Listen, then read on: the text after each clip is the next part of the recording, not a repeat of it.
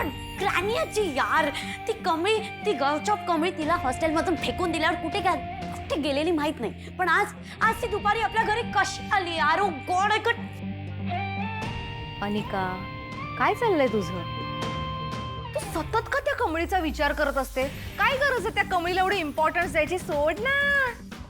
A Maugham please, तुला तर काही कळतच नाही, तू बोलूच नकोस. अगं त्या गावछापला जर मी सोडून दिलं ना तर ती परत परत माझ्या आडवी येते. बरोबर आहे अनुच. तू पण होय, ती अगदी बरोबर बोलते. कारण कमळीचा विषय आहे ना, हा आपण असा सहजासहजी सोडून द्यायचा विषय नाहीये. मुळात तिला कॉलेजच्या हॉस्टेलमधनं काढल्यानंतर ती कुठे राहते हे आपल्याला अजून कळलेलं नाही. आणि दुसरी सगळ्यात महत्त्वाची गोष्ट म्हणजे तिने कॉलेजच्या हॉस्टेलवर कोणाला लपवून ठेवलं होतं हे सुद्धा आपल्याला कळलेलं नाही. आणि आपल्याला ते कळलं पाहिजे. मी काय म्हणते, हा, ती कुणालाही मदत करू, आपल्याला काय घेणं देणं आहे? ओ गॉड मॉम, समजो गईला.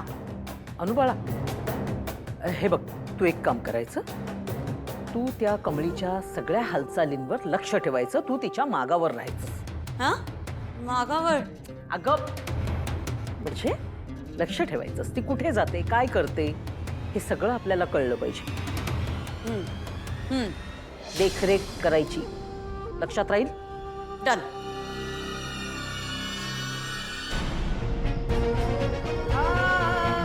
शंका तर मला लई यायला.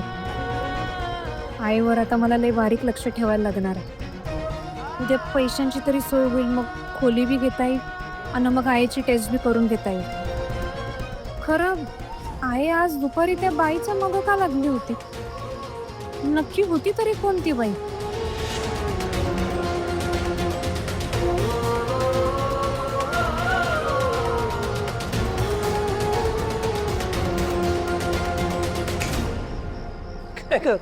कसला विचार करतेस? काय नाही. एनिवे, कसा होता आजचा दिवस? म्हणजे हा, असं काय खास नाही. खरं एकदा का लवकरच सोय झाली का मग आम्ही जाऊ इथून. तू फार घाई करतेस असं नाही वाटत तुला? कुठे होते सोय? आता काय कायमचं राहणार आहे का आम्ही इथं? ते तुम्ही मला सांगितलं होतं की नाही, कबड्डी कोचसाठी जागा आहे तिथं जा म्हणून. अरे हां, काय झालं त्याचं? ती नोकरी मिळाली मला. अरे वा, कॉंग्रॅच्युलेशन्स. तुला म्हणालो होतो ना, तुला जॉब नक्की मिळणार.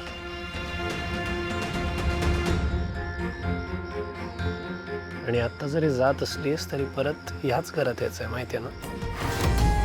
माझी सून कशी असावी अशा माझ्याही काही अपेक्षा आहेत. ऋषीच्या आयुष्यातून कायमचं निघून जायचं. फार वेळ न घालवता तुझ्या प्रेमाची किंमत बोल. ते जेव्हा नयनतारा मॅडम स्वतः मला या घरात घेऊन येते. आई काही बोलली का तुला? नाही बा, असं काही नाही.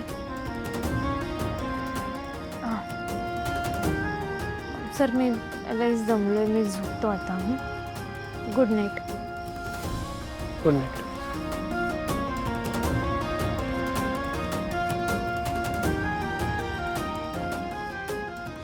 गुरुर्ब्रह्मा गुरुर्विष्णू गुरुर्देवो महेश्वरा गुरु साक्षात परब्रह्म तस्मै श्री गुरवे नमः.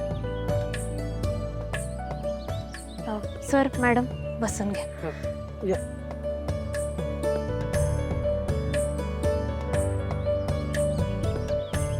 नमस्कार. उपस्थित सर्व गुरुजनांना, माझ्या मित्रमैत्रिणींना गुरुपौर्णिमेच्या खूप खूप शुभेच्छा. आज गुरुपौर्णिमा म्हणजेच आपल्या सृष्टीचे आद्य गुरु श्री वेदव्यास मुनी यांची जयंती म्हणून आपण गुरुपौर्णिमा साजरी करतो. गुरु म्हणजे फक्त पुस्तकातलं ज्ञान देणारा नाही, तर अज्ञानाच्या अंधारातून ज्ञानाच्या उजाडापर्यंत घेऊन जाणारा दिशादर्शक म्हणजे गुरु. गुरु आपल्या जवळ असलेलं ज्ञान, अनुभव निस्वार्थी मनाने आपल्या शिष्याला देत असतो आणि त्या ज्ञानातूनच आपण आपलं आयुष्य घडवत असतो. आपले विचार तर्कशुद्ध बनतात, आपल्यावर संस्कार होतात आणि माणूस म्हणून आपला सर्वांगीण विकास होत असतो. मी इथं उपस्थित असलेल्या आपल्या सर्व गुरुजनांचे मनापासून आभार मानतो आणि त्यांना बी गुरुपौर्णिमेच्या खूप खूप शुभेच्छा देतो. असं म्हणतात का आपल्या आयुष्यातला पहिला गुरु म्हणजे आपले आई वडील असतात.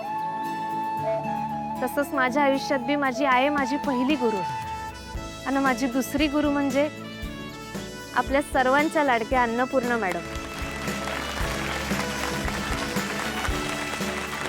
मोठी मॅडम खरंच तुमच्यामुळं मला ज्ञानाचं खरं महत्त्व कळलं. म्हणजे नुसतं पुस्तकी ज्ञान नाही तर समाजात कसं वावरायचं, इतरांवर प्रेम कसं करायचं, संकटात बी कसं ताट उभं राहायचं हे तुमच्याकडून शिकलो. आणि आम्हा सगळ्यांसाठी तुम्ही गुरुस्थानी आहात.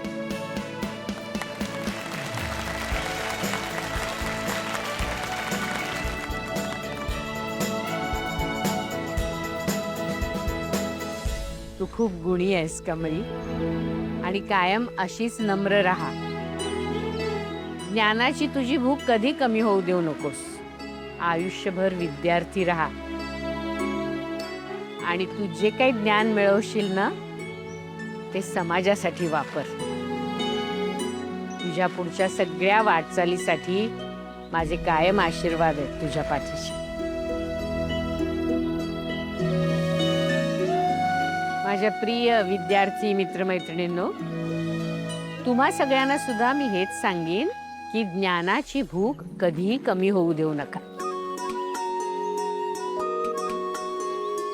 आज तुम्ही सगळ्यांनी पुढाकार घेऊन इथे उत्साहात गुरुपौर्णिमेचा उत्सव साजरा केलात, याचा मला खूप आनंद आहे. आपल्या कॉलेजमध्ये जसा हा उत्सव साजरा करतोय तसाच इतरही अनेक ठिकाणी जिथे जिथे ज्ञानदानाचं पवित्र कार्य चालतं तिथे तिथे हा उत्सव साजरा होत असेल. पण माझी तुमच्या सगळ्यांच्याकडून एक अशी अपेक्षा आहे की गुरुपौर्णिमा हा फक्त उत्सव राहू नये. आपल्या गुरूंची शिकवण, त्यांचे विचार हे जर तुम्ही आचरणात आणलेत ना तर आणि तरच हा दिवस साजरा केल्याचं सार्थक होईल असं मला वाटतं.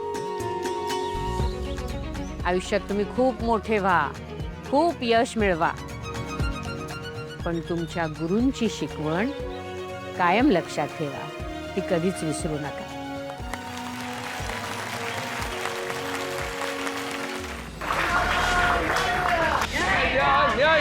विद्यार्थ्यांना न्याय द्या.